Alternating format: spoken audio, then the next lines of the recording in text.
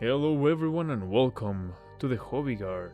And once again we are back after such a long while to our good old hobby podcasts. The podcast without a name yet, because basically it's one of those videos where I just draw or do something else while I share with you my reflections or introspections on certain topics that I find interesting. So as usual, particularly in today's video, I will be drawing my fan art for Warhammer 40,000, which has taken me months at this point, and this fan art will be relevant. I will use it as an example of the point I am trying to get across in this video eventually, because it was actually while drawing this piece that I don't want to say came up with this idea, but started having these thoughts and started having this process. And that's usually how I interact with art, or while I'm doing something, while I'm physically doing something creative or just whatever it is that demands my attention. That sort of works like an engine that starts producing ideas. It could even be things like walking, or hitting the heavy bag, or drawing, basically painting, doing the dishes. Like, my brain works that way, and I'm sure I'm not the only one. So with that being said, I'll begin drawing here. And just a reminder, you don't have to be watching the screen. This won't be a particularly visual video, other than if you really like to watch other people draw, which might get boring, but that's up to you. I'm not here to judge. Thank you for paying attention to my struggles as an amateur artist. But anyways, with that being said, let's begin. By the way, just before we begin, I will leave a link to my Instagram if you want to see some more of my drawings. Unfortunately, I don't draw too often, which is why I am shooting two birds with one stone as I make this type of videos. I get to dedicate a few minutes to one of my passions, to two of my passions, let's say, at a time. That of content creation and sharing ideas, and drawing. So finally, with all of that housekeeping out of the way, get comfortable, open your pot of paint, bring out your miniature, start painting, or take out your pencils, whatever you want to do, while we listen to this new episode on failure. And that's gonna be the huge theme of this video: failure and creativity. And I think that I am particularly well certified, well suited to talk about this topic, because I am someone who has failed a lot in life, and who has basically not quit in a lot of things. But I guess I've quit a lot of things, but I've also never quit trying different things, if that makes sense to you. Like, there are certain things where I quit that I used to really like, and I just had to be realistic at some point, and I had to prioritize something else instead, right? Like, I used to love Muay Thai and fighting and just martial arts in general, and I had to prioritize something else because, I was getting older, I have way too many injuries, I had way too much head trauma at some point, and it sort of ruined my life for a few months. So again, I just had to prioritize other things in life, and I quit. Temporarily, I like to think, but I quit. But I didn't just quit and that was the end of the story, right? That was just like another chapter of my life that ended, and that's it. Well, I went for something different. I started trying other things. I tried something else, I did other things with my life. I got married, I moved to a different country, I started studying different things. I learned basically a whole new profession from scratch over the span of I guess I'm still learning to an extent, right? What I do nowadays, but yeah, I had to start from scratch in a lot of things, But I just use that as an example of what I mean when I say like I quit things, but I will try other things. But more importantly, I have experienced failure even in the things where I didn't immediately quit, even in things where I achieved a degree of success eventually. I would argue, in fact, particularly in the things where I eventually achieved a degree of success, I have also experienced a lot of failure. And the reason I say I feel particularly well suited to address that topic is because I haven't achieved like crazy success in a lot of things in life. You know, I'm not like this incredibly economically, financially successful guy, or incredibly famous person, or incredibly skilled and talented artist. Sorry, I said that weird with my accent. Artist, or this amazing fighter. You know, maybe I never achieved like any of those things, but I went for a lot of them, and I tried many different things in life, and wherever I became successful at anything to the degree that I did, again, I had to experience a lot of failure to get there. Now, that is a story as old as time. It's the thing that everyone knows. Like, oh yeah, whatever, same old message, don't quit, all that noise. But I want to address that precisely from the point of view of someone who is not there yet. I feel like it's different when someone who has already made it tells you, oh, don't quit, keep trying, don't be afraid of failure. But again, I consider myself someone who is extremely well acquainted with failure, evident, constant failure, and who in many ways has nothing to show for it yet, right? I don't want to say nothing, but to give you an example, when I was 20 years old, let's say, just to say like a random, I could choose basically any year in my life and I would have an example like this to give. But when I was 20 years old, for a while I decided that I wanted to become a professional artist and to draw concept art for video games and things like that. And I was engaged at the time. The marriage never came to fruition because we were both very young, and particularly I was very immature in many ways. So in the end, we still had a lot to grow, so that never came to fruition. I am today luckily blessed with a happy marriage, but with a different person, and that's a different story. And that was many years after. I am talking 12 years ago. I decided that I wanted to become an artist, and I tell my fiancée at the time, hey, I want to become an artist, and this is what I want to do, and I'm gonna give it my all. And that means we were living together at the time, and I told her that means I will have to make some time, a few hours every day to practice, because I didn't go to school for this, and so I have to get all my... Hold on, I lost my cursor here. It's gone. Oh, there you go. Sometimes it just gets stuck in the nether realm. And I just told her, like, you're gonna have to be patient, because I will be giving... Like, I didn't go to school for this. I am kind of old for someone who's starting out, starting drawing for the first time, basically. And I just have a lot of effort to put into it, whatever. And she was very supportive, I think, if I recall correctly. And she said, yay, you got it. And jump forward 12 years later, and I basically do something entirely different for a living.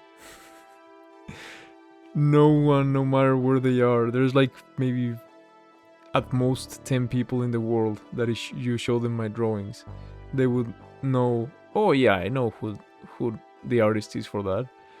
And I use that as an example to say, yeah, I really have like nothing much to show for it, for that ambition.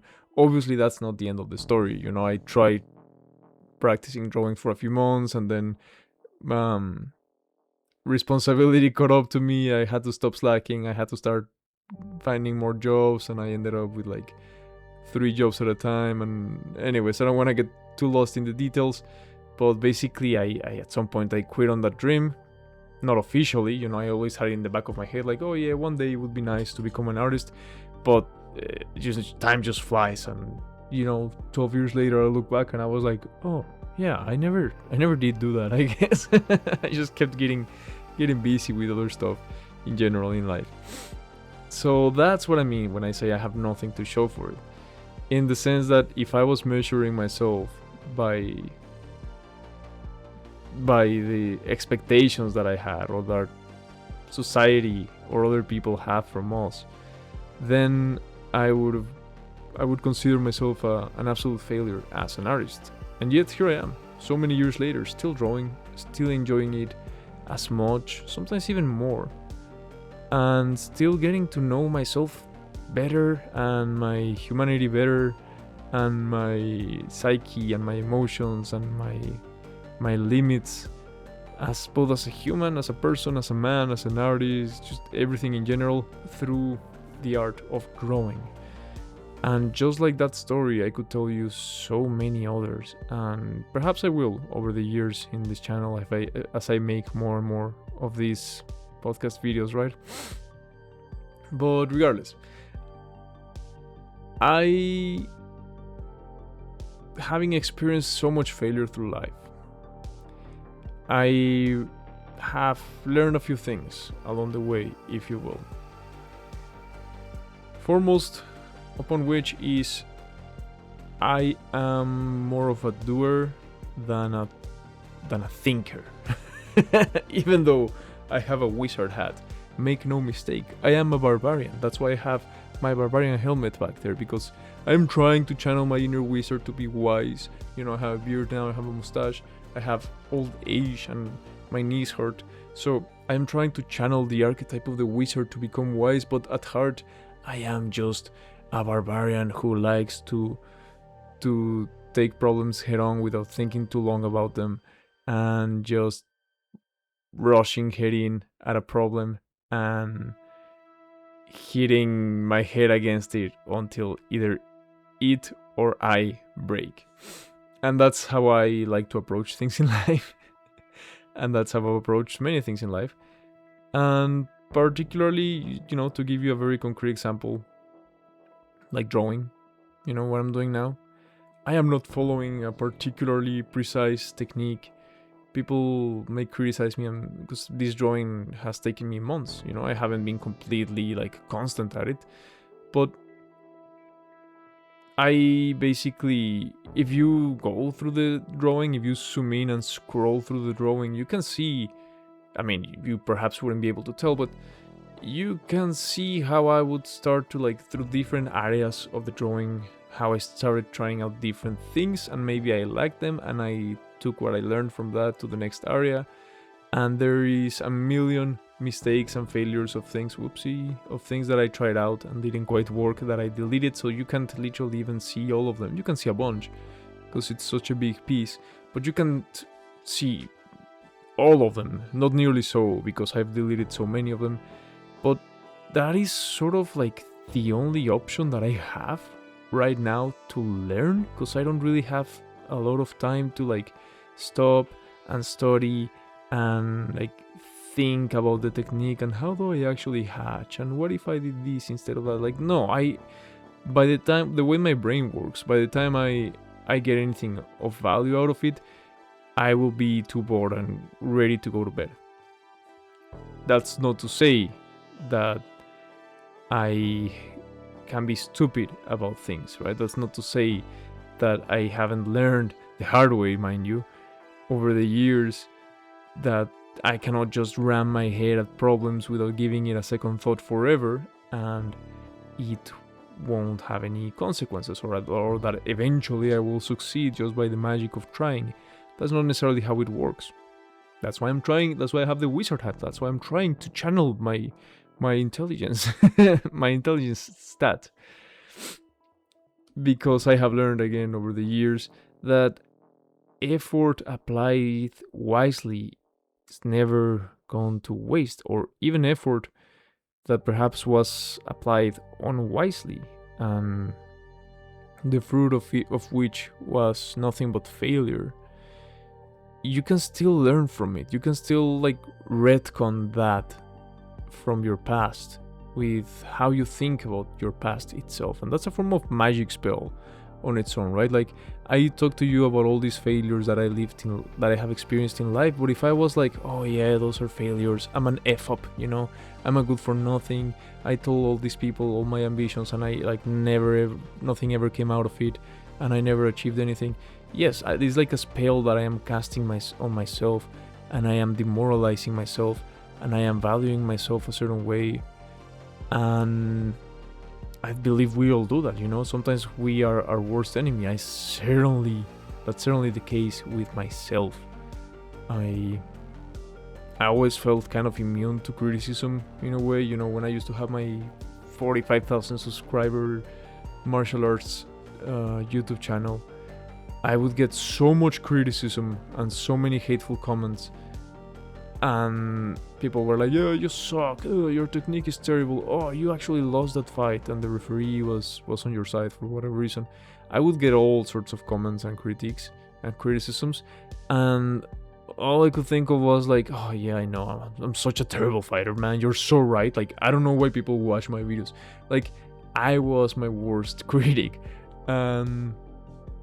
It's always, you always have that option, right, to think negatively off of that, and I certainly have that predisposition.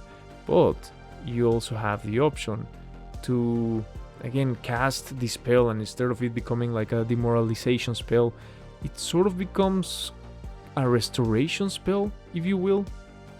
When you look back upon your failures, maybe I'm talking like too much nerd language for a lot of you right now, but when you look back upon your failures and you don't see them, like, you take yourself away from that situation, you may choose to see where things went wrong, but you can also see and observe the things that went right.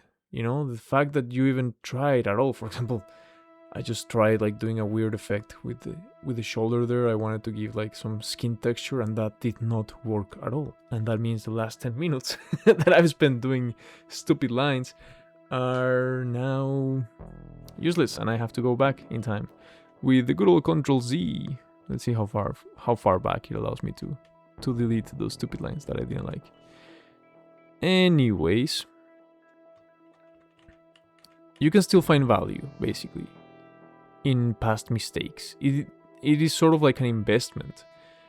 Any experience in life is like whether you consider it pleasant or not, is an investment, and you don't know necessarily when it's gonna pay off. It's like you're spending money, wasting money, if you will, on some weird crypto meme coin, and maybe eventually I don't know, obviously I don't know anything about finances and crypto, but maybe eventually one day it blows up years down the line where you didn't even expect it to.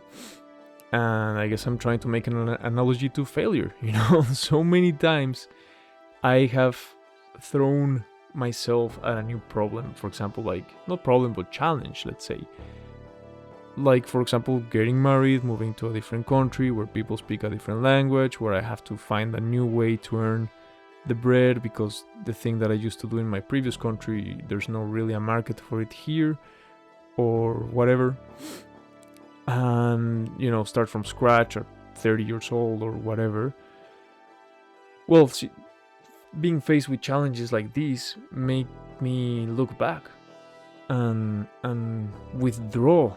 Being faced with like such a huge boss fight, a huge boss that I have to battle and defeat, I immediately start thinking like, okay, what do I have on my inventory? Do I have like a spell that I discarded from a few years ago? Is there anything that I learned in the past about myself or about the world, or any skill that might just come in handy now? And so every time you try something, even if you fail, it sort of goes into your inventory bag of memories or your spell list, and you're able to go back, take a look, and be like, oh yeah, I tried doing something similar before and I failed. Where did I go wrong? Why did I fail? Now I wouldn't have, or maybe no, I succeeded. So since I succeeded and I beat that boss that was very hard in the past. I'm sure I can beat this new boss. So how did I beat the past boss? Okay, I learned his moveset. I'm making obviously Dark Souls references here, but it's all an analogy, right? That's how my autistic brain interprets life, because I don't know any smart words. I'm sure there's psychological terms for everything that I'm saying. I guess autism is one of them. But I wouldn't have, that's the point, I wouldn't have all that loot of experiences if I was terrified of failure. And the scary thing for me, and this is where I might lose a lot of you, if anyone's still watching after 20 minutes of me rambling, I think that our society has grown scared more than usual of failure. And I think there's many reasons for that. Again, mainly it might just be my perspective, okay? I am getting old, and old people start reflecting on the time that they are living, and they look to the past with nostalgia, and classically we all go, oh, it used to be so much better back in my day, you know, kids nowadays don't understand, whatever it is. So that's certainly like part of I can't help that, but I try to be as objective as possible. And I talk to a lot of people, you know, in my day-to-day. I like to talk to people. I like to hear different point of views, and you know, I talk to younger people as well as older people. And I have noticed this pattern where young people seem to be a lot more anxious than they used to be. Perhaps they project confidence, but it seems to be a fake confidence, a confidence with nothing behind it. Even if they don't know that they are a paper tiger, you can just tell that they had a very different set of challenges in life than the ones that they are projecting outwardly. Like, they are outwardly projecting like they are great conquerors in life, and in reality you can tell that they are in fact perhaps not, that the problems that they have conquered are minuscule, and you can tell that by how insecure they act. And obviously this is not like a general thing for all young people or whatever, I'm just talking about certain cases, and obviously that is not a new thing. I've always noticed that pattern since I gained the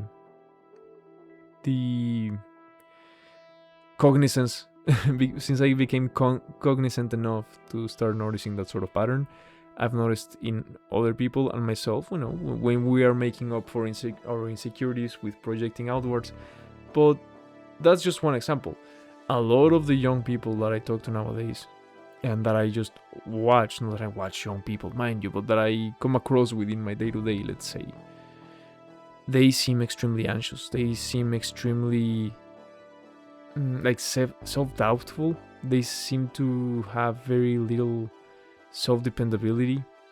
You know, they seem to be very unaware or very insecure about their self-dependability. You know, how much they can depend on themselves. And again, there's a lot of smarter people than me who have addressed this problem, and they have used better words, and certainly things like technological development, and how social media has changed our interactions with each other, our interactions in general as a society, have a lot to do with it. But, you know, the argument they make, I'll just quickly address it, is, and it's certainly something that I have watched, is that since nowadays everything can end up online, people are terrified of making a fool out of themselves. You know, like kids nowadays won't dance because they are scared that they will upload a video of them dancing, doing a silly dance, a goofy dance, and it'll go viral, and they will lose all their aura, as the kids say, all their reputation.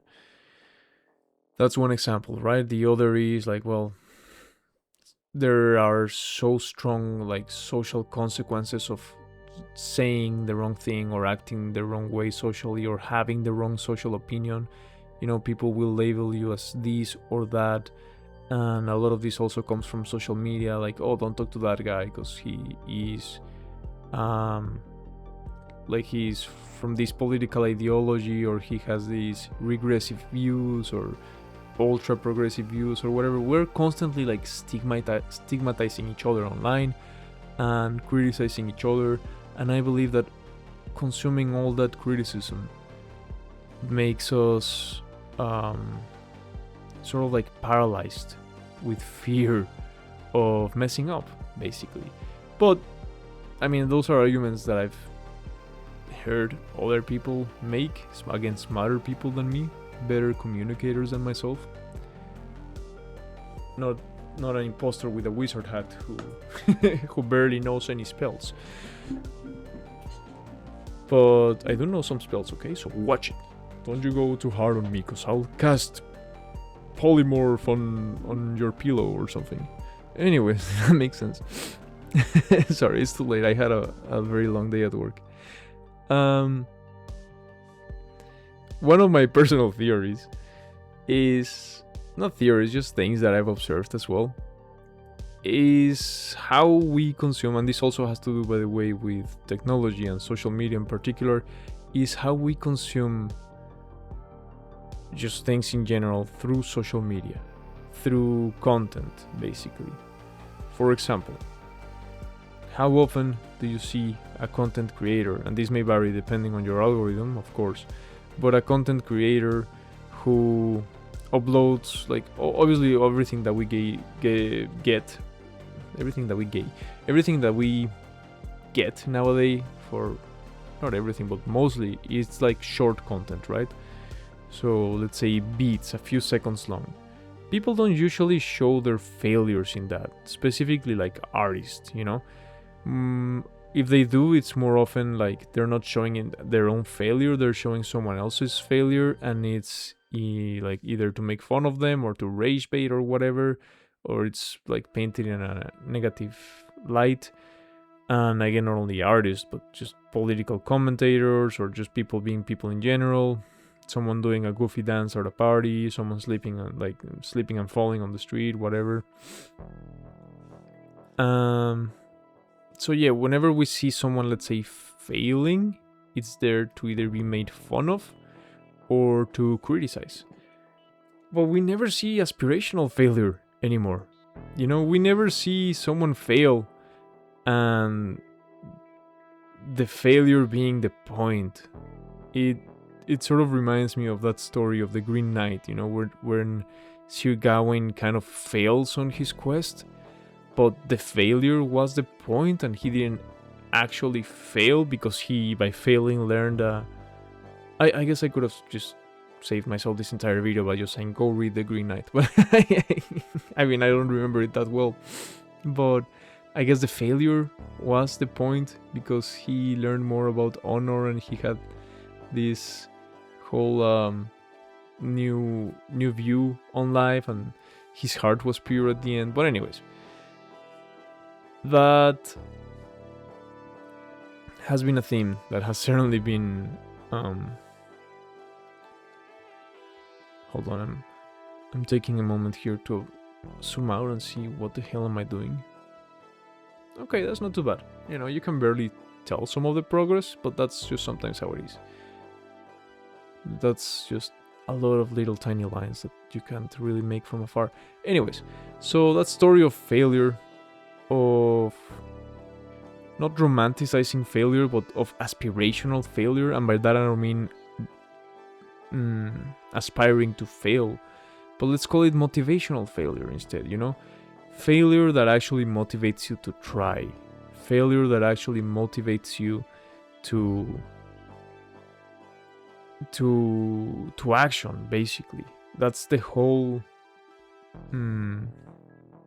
psychology behind martyrdom, right? Behind martyrs. It's like, okay, yeah, you got this person, but that just created a bunch more of their followers, The whole thing, like, William Wallace in Braveheart. I know it's a terribly inaccurate, like historically inaccurate movie, but I think there's also The Outlaw King, the unofficial sequel for Braveheart. It sort of goes to show, like, okay, yeah, William Wallace kind of failed, but his failure was motivational because he, by trying so hard and by rallying the people and by being martyred as an example, he sort of ended up uniting the people against their oppressors, right? So that's another example, and I don't think we see much of that anymore. Not even in stories, really. We don't really see that. But more importantly, because again, most of what we consume today are not stories, because stories nowadays are so poor. Usually, they're like so bad that people can't tell how bad they are.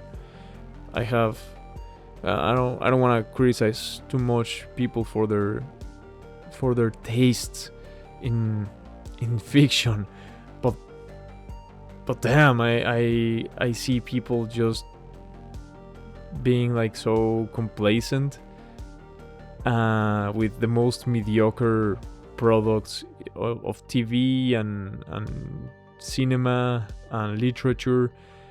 And I am no art critic or literature critic myself. You know, I have many guilty pleasures as well, but I have seen how the standards have gone down radically just over my lifetime. Again, not because I consider myself like, oh, I'm so smart, whatever. I'm a connoisseur of the arts and literature, but because I had references of like, okay, yes, I really like this movie, even though it's bad, and I know it's bad because there is this super amazing, great movie that I can tell that it's great. Maybe I don't know why it's great, but I can tell that it's great. This narrative story, and now we don't even have that. But we do have a lot of content creators, and we do have a lot of content creation, and very few of them are doing motivational failure content. They are not producing motivational failure, and I think that is something that we need to regain. You know, a lot of the epic poems of the past, a lot of the epic stories of the past, and even tragedies, the hero fails at one point or another because the past was, you know, our ancestors, the people of the past, they did not have the luxury of a romanticized version of reality where people live happily ever after. No, they knew fully well, they were exposed daily to how short, brutal, and tragic life can be, whereas today we live, at least a lot of us, we live in way safer conditions where we have a lot more of a societal security net where we may fall upon. And back in the day, that wasn't so. You know, the great Genghis Khan allegedly died on his wedding night by choking with a cherry or something like that. He choked on a small fruit and died. You know, that thing was more common. He couldn't just call 911 and have someone apply the Heimlich maneuver on him or whatever.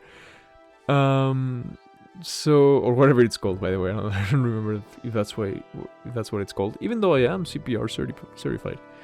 But anyways, we just don't really have too much of that anymore, whereas before, again, it kind of was the point. You know, we see our great heroes fail. You see Achilles die. You see Beowulf die. You don't see them, you read them. It's not every story, but it's a particular type of story. You know, you see the great King Arthur get cocked, unfortunately, by Lancelot. You know, you see his wife cheat on him with Lancelot, and you know, I already talked about like Sir Gawain, but there are many stories in the Arthurian legends of failure, of tragedy, like the story of Sir Tristan, I think. It's another one I don't remember quite too well, but it had something to do with a tragic love that didn't come to pass. And Romeo and Juliet is a very aspirational failure story. If you read it as a young person, when you read that as an adult, you're like, oh, kids, man, kids. Anyways, Hamlet, even. We just don't really have too much of that anymore. It's something that has been lost. Let me use a way more popular example: Star Wars. Luke Skywalker fails and fails over and over again, particularly for a whole movie. And even at the very end, he fails. He's defeated. He's at the mercy of the Emperor, when it matters the most, right? But in a way, he ended up there because he didn't quit, because there was virtue in his decisions, in his choices. Whereas nowadays, you never or very rarely see the main characters in Star Wars fail, particularly when they are women. Sorry, that's just the truth. I don't want to see nowadays because I don't even see Star Wars nowadays, but I'll just reference the sequel trilogy. The main character, they're Rey Palpatine. I'm not gonna call her a Skywalker, sorry. She is just, this is a point that has been made. I'm just beating a dead horse right now. But she's a Mary Sue, what they call a Mary Sue, she's infallible. She rarely makes mistakes and whatever. And that's not really aspirational. Again, I'm not saying you can't have a character that doesn't make mistakes and that works, but you can't live a life where you don't make mistakes and it works.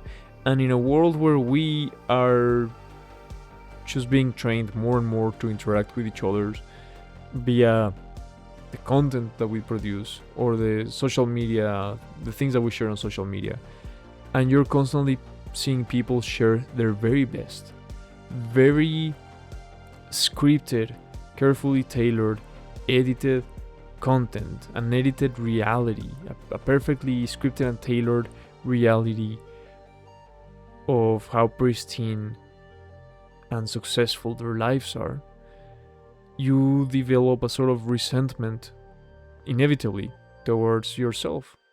But it's not towards yourself, it's just towards reality, because you're constantly exposed to an end product of hours of work, of hours of alterations, and sometimes a lot of time and money put into like alterations, sometimes even physical alterations. And then you look at this model who has a billion surgeries or a million filters, and you think, oh, I'm not pretty, because this model, I'm thinking more of like women usually, right? But I do see that effect in my female friends and family. Or sorry, voice crack. It's getting late for me, sorry about that. Or I see this guy that's jacked, and I'm like, oh man, I'll never be that jacked or whatever, and he's doing these reps of this exercise with perfect form, but I don't see all the videos where he failed, where he messed up. I don't see all the all the stuff that he edited out of the video because it made him look terrible. More human, more like I would look. And so I start feeling bad because I develop resentment towards reality, because I have that phrase that the wokes love so much, unrealistic expectations. To an extent, it's true. I hate the fact that kids are afraid to dance because they're afraid that they will be recorded and people will make fun of them.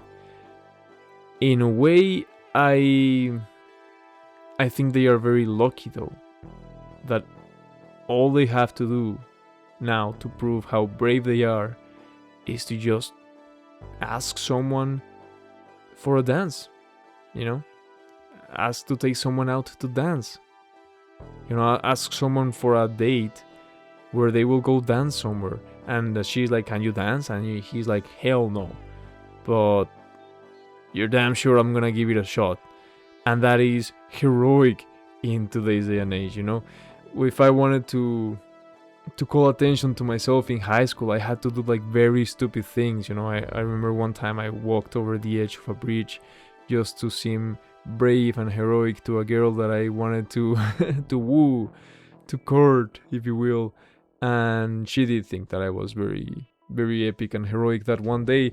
But of course, that was a very stupid thing to do. And I was young, but there were kids out there doing even crazier stuff. So I had to really do some crazy heroics myself, pull out some crazy heroics myself to to earn that that attention, if you will, that social credit that comes from being brave, from doing something heroic. And nowadays you don't even have to go that far. You just have to be genuine, be sincere, show people, hey, see how bad I am at this, see how bad I messed up, but see how much I'm enjoying it. And just, again, that's pretty much a thought that I had while I was drawing my silly little lines in this big drawing after years of wanting to become an artist but not really like being disciplined enough or having the temperament for long enough or just staying at it long enough or anything to have anything to show for it. And you know, I'm drawing these little lines that I didn't like how they looked too much, and I was like, well, I'm happy I tried, I'm happy I drew them, because how else am I gonna learn? How else am I gonna live? How else am I gonna experience? What's better? You know, I've been drawing for 40 minutes now. Oh, I really should hurry up with this video. Would I have been better off just doom scrolling and watching professional artists do it better than me? Again, I don't want people that the message that they take from a video like this is to be like, oh yeah, it's okay to be mediocre and let's lower our standards and let's all just appreciate mediocrity.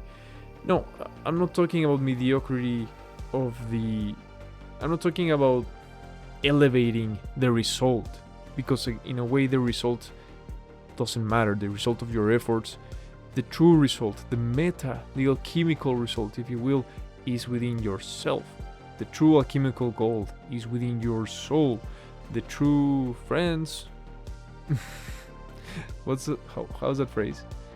Well, the true treasure was the friends that you made along the way. Only those friends exist within your head. If you are schizophrenic like me. No, just kidding. I don't think I'm actually schizophrenic. So I don't know. I just wanted to say something smart and silly at the end of the video, but I am too tired. I am happy with the little progress that I made today in this drawing. I am happy that I tried something new, and I'm happy that it didn't work. And now I would love to read your comments down below, see if you have any opinions on this topic. Please join the guard if you'd like to see more content like this, and hit subscribe, or just like the video if you would like to support me. Send the video to a friend if you liked it. Send it to an enemy if you did not. As always, ad astra, and remember, there are no female custodies.